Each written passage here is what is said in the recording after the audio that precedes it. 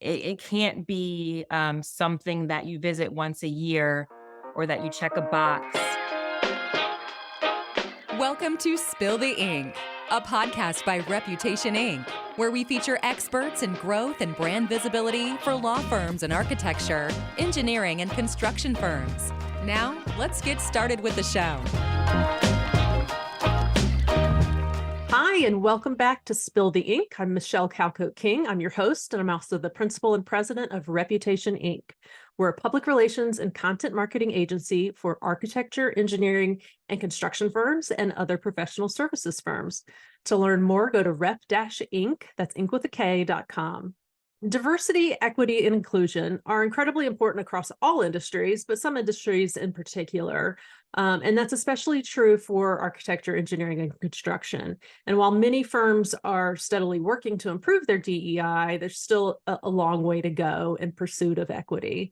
So I'm really excited today. We're going to talk to the executive director of AEC Unites. It's a nonprofit membership organization that was founded this year to increase intentional opportunities for Black talent and Black-owned businesses in the AEC industry. So Tia Perry is the executive director, and I'm excited to have you here. Thank you, Michelle, for having me. I'm excited to be here. Yeah, well, let's step back and just tell me a little bit about AEC Unites, why it was founded, and then, how you got involved. Sure. So AEC Unites, as you mentioned, is a newly formed association of business leaders, companies, and organizations really devoted to advancing diversity, equity, and inclusion throughout the architecture, engineering, and construction space. And as you said earlier, our mission is to really facilitate intentional opportunities for Black talent and Black-owned businesses in the AEC space. I started in March of this year, but the organization, I would say, conversations started about in 2020, shortly after the murder of George Floyd, and collectively, several top AEC leaders started having conversations about how do we do more in this space to really advance DE&I. How do we leverage our resources and our best practices to really drive change? And that's ultimately how AEC Unites was formed. I love it. I love to see it. We work a lot. Also, our other industry that we work with is law firms, and I've seen a lot of diversity, equity, inclusion efforts in the legal industry, but it hasn't been as prevalent in AEC. So seeing this is really exciting. Give me a little bit of a flavor in terms of what are some of those things that you're doing. Let's just jump into some of the initiatives and how you're working to improve the state in the industry of Sure, DEI. sure, sure. So, our board has adopted a strategic plan that you can find on our website. And our two main focus areas are talent and really diversifying the talent pipeline, specifically in Black communities, because of the lack of representation. And then our other pillar will focus on really empowering Black owned businesses to help build capacity and create sustainable opportunities for them. And so we formed two working committees comprised of industry leaders, a very diverse group of architects, engineers, and contractors to lead our business and talent committee. Our goal as it relates to Black businesses is to really create sustainable opportunities, to really support their growth, help them compete in the marketplace.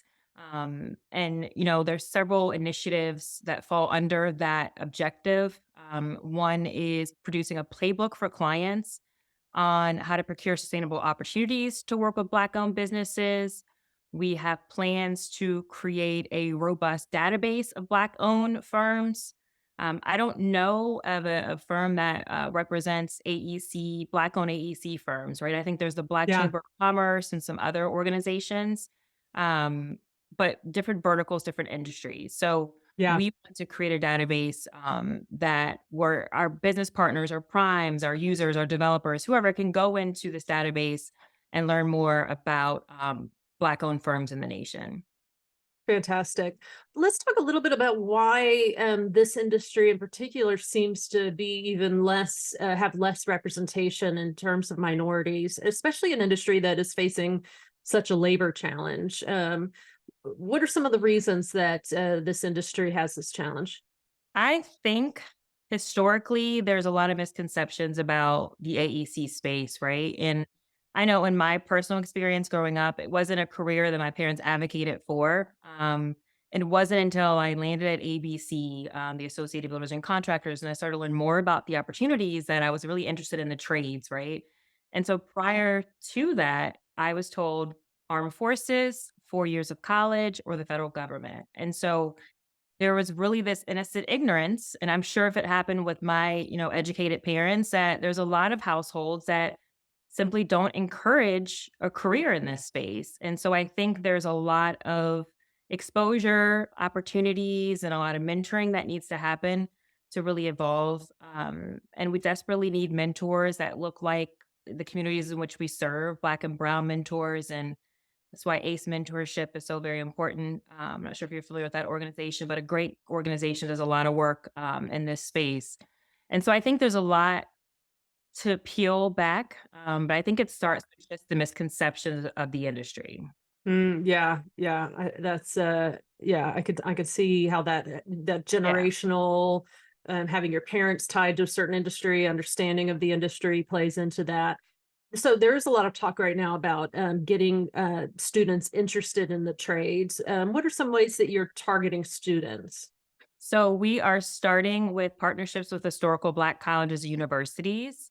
Mhm. I think we've identified five that we're working on, and really fostering relationships with those organizations so that when a student graduates and they have an interest in the A, the E, or the C, there are career opportunities available. And we have this pipeline of young, fresh talent with great ideas and that are innovative that are entering our industry.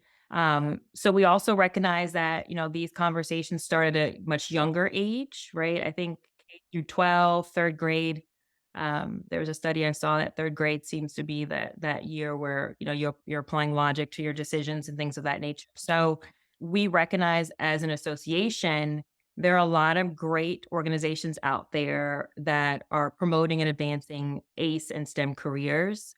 And we don't wanna reinvent the wheel, Michelle, honestly, we can't, and there's no need to. What we wanna do is really unite the organizations and the resources that are out there, so there's a pathway for students or parents or guidance counselors or aunties or uncles, or whoever may have a student interested in the trades or, to be an engineer, that we have this pathway available, and it's crystal clear that these are the resources that are available. And the board talked about developing an app that would serve as a resource. And so I could go into the app, plug in my zip code, and my child's age. And if there's any ACE or STEM career day or engineering day, whatever related to my demographic would pull. And so there's one central location for resources for folks that are interested in the AEC industry. Fantastic. I was looking at your resources for businesses, and one of them is a playbook on how to work with Black-owned businesses. Can you talk to me about that and why that's important and what are Yes. some of the ways it helps? Yeah, absolutely. So AEC Unites was founded by Daryl McKissick. She's really the brainchild. And Daryl tells a story about how she's often hired for projects. And she's hired, she meets the participation goal as far as the minority participation.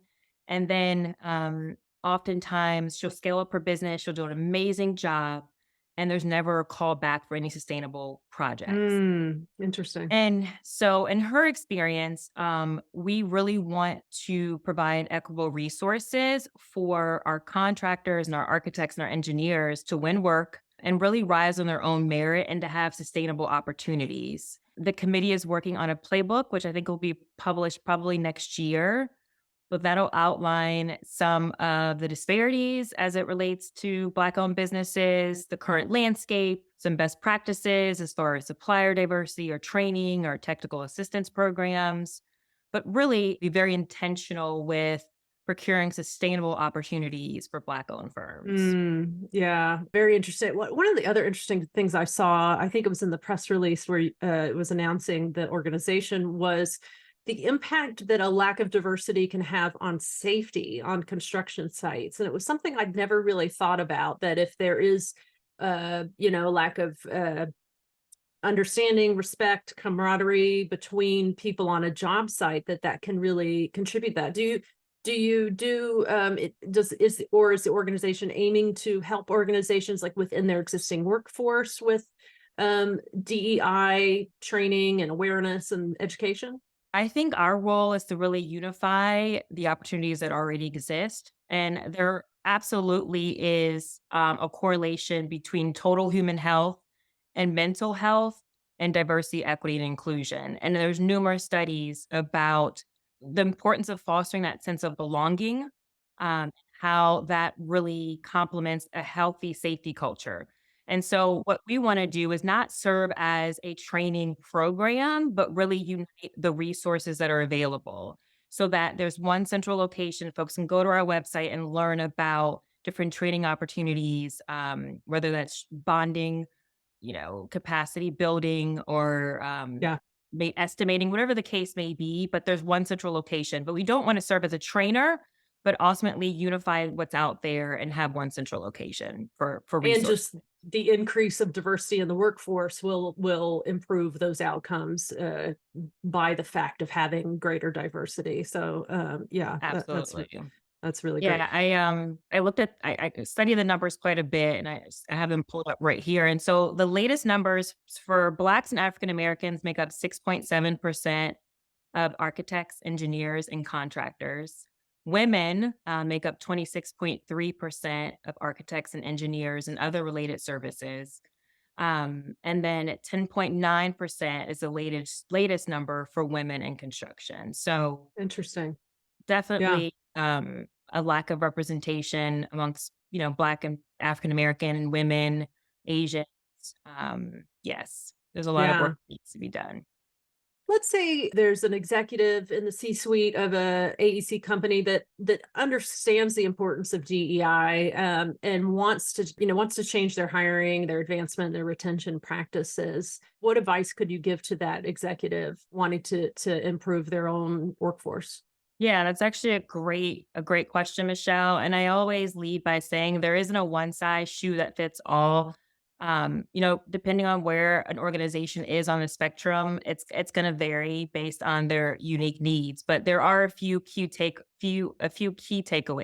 To start, there has to be a strong commitment from leadership and a commitment to diversity and inclusion at all levels of the organization. But it can't be something that you visit once a year or that you check a box. I think it's important for leaders to really amplify and communicate the importance of DE&I and how it'll make their teams more innovative and more creative, and really the business case. It'll help them win work. I think that's a key point. I think it's also important to know your metrics and kind of your baseline so that you can make data driven decisions, right? And so Yeah. identify where your disparities are, whether that may be with retention or hiring, or advancements, whatever the case may be. But know what your data points are, constantly review your data points, and then identify where your gaps and your barriers may be, and just continue to push forward. Let's talk about unconscious bias. How does that impact hiring and promotion practices? Good question. I'll start by saying that we all have biases, right? They're normal.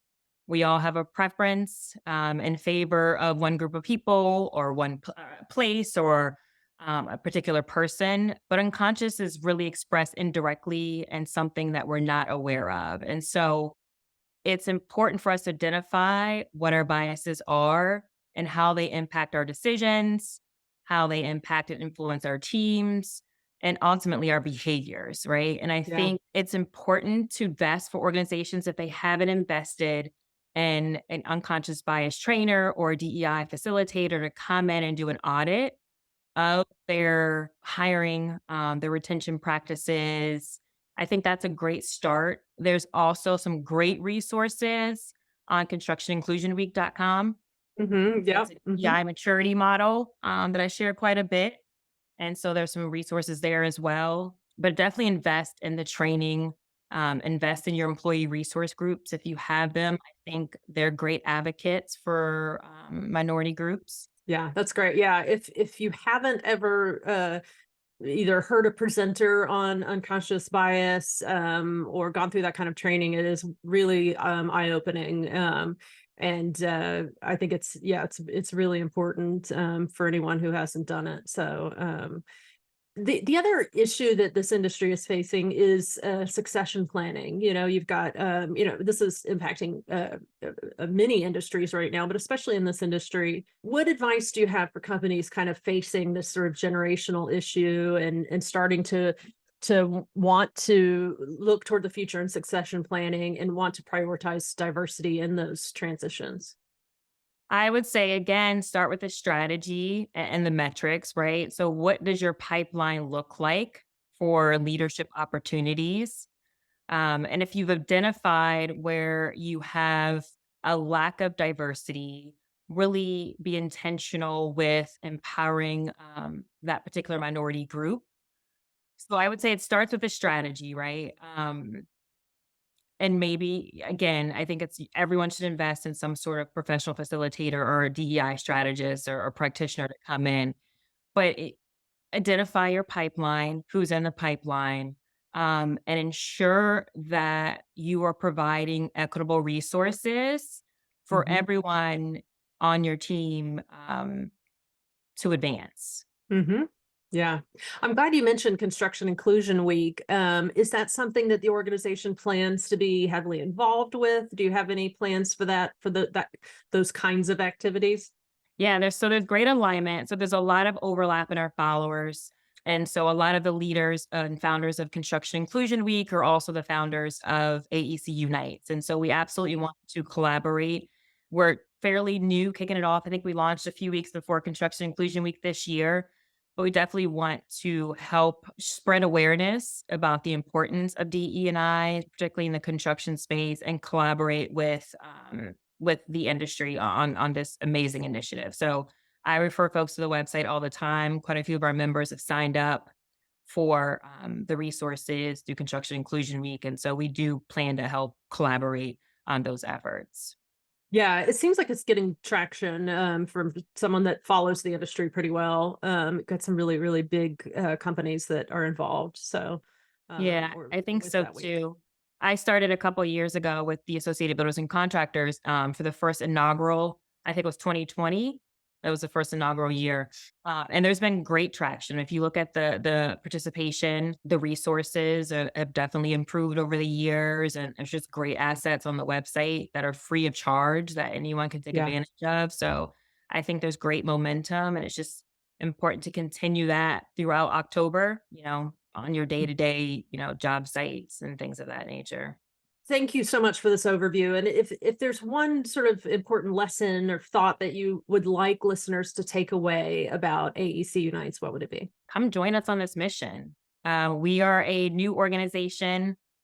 And so we have some really, really aggressive goals, and we really want our members to lean in. So the ask is to join AEC Unites, get involved and engage with either our business or our talent committee to help us move this mission forward. Collectively, we're so much stronger and better together, and we know this. And so Yeah. my ask is to support, lean in, and help us move the needle forward. And sorry, I have one more question that Sure. comes up from that. Who would be the person who would join? Do you join as an organization, or Yeah.